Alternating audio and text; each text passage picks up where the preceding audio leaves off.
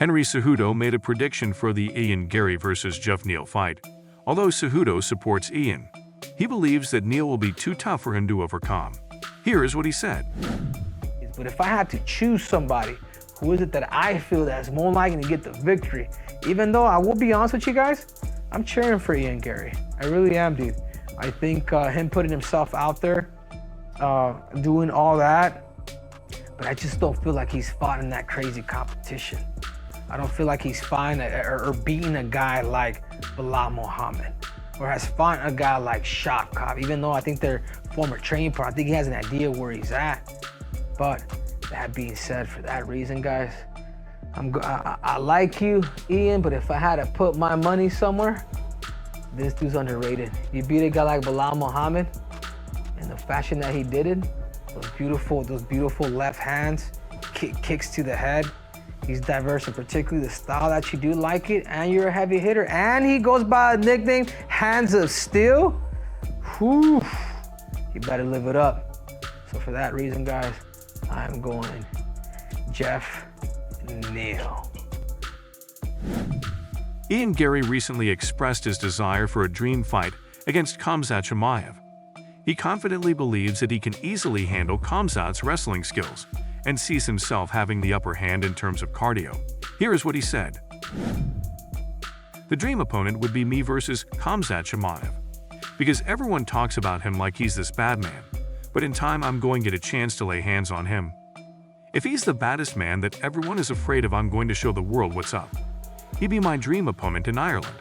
I want that fucking wolf. I want that bad man. I want to be the baddest man on earth, and everyone considers it to be him at the moment. But let me punch the mouth off him, and we'll see what's up. What's he gonna do? Take me down? Great, bring it on. Let's go, bring it on.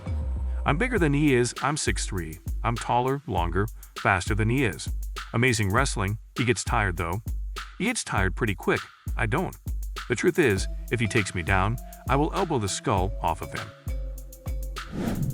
Chael Sonnen shared his prediction for the Alexander Volkanovski versus Ilia Topuria fight. Despite believing that Volkanovski may not perform at his best, Sonnen still believes he will do enough to secure the victory. Here is what he said. My official prediction for Volkanovski versus Ilia Topuria. Volkanovski, and still, I will share with you, I very much expect a different performance from Volkanovski. What does that mean? Is it better or worse? I lean in the direction that he is going to underperform. Volkanovski appears to have some room. He has not had a close match at 145 pounds. I do expect a guy to be different the first time he realizes he's got a switch and it can be shut off. So I do expect that we see a different Volkanovski, but there has just been such a meaningful gap between Volk and the field. I haven't seen a lot of guys that Volk has defeated that I believe Topuria could also defeat. I don't think that Volk is going to fight his absolute best, but there is such a gap between Volk and the field that I'm putting my money on him anyway.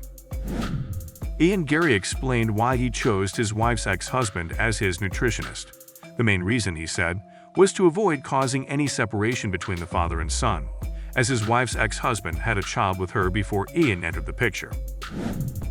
So the main reason behind my wife's ex-husband was he is an elite performance nutritionist, and he's very fucking good at what he does, right? To the point at which we've done every single weight cut for the UFC, and they've been easier and easier and easier every single time. We've worked phenomenally together, and I'm very proud of the work we've done.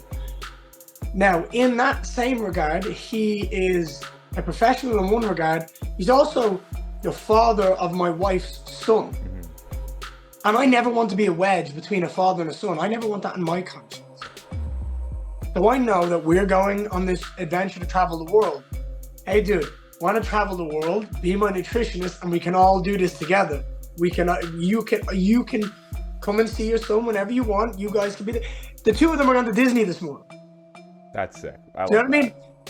And that's the energy I have. I want to be a good human. I want to be a good man. And I never want to be a wedge between a father and a son. Because I know if someone was to be a wedge between me and my son, I'd be livid. I'd be livid. And I'd hate that person. And I never want that on my conscience. So the truth is, my wife does not have a boyfriend. My wife has an ex-husband who has, and they have a past. I understand that. I'm aware of that. Everyone has a fucking past in their life. Everyone does. I don't want to be a wedge between my wife and her ex-husband and her kid and have them go through battles and arguments because I don't want them around. No, I'm a bigger man than that. I understand that there's a child in all of this and he deserves to be prioritized. And that wraps today's news. If you enjoyed the content, don't forget to hit the like button and smash the subscribe bell to stay in the loop. Keep supporting the sport and we will see you in the next one.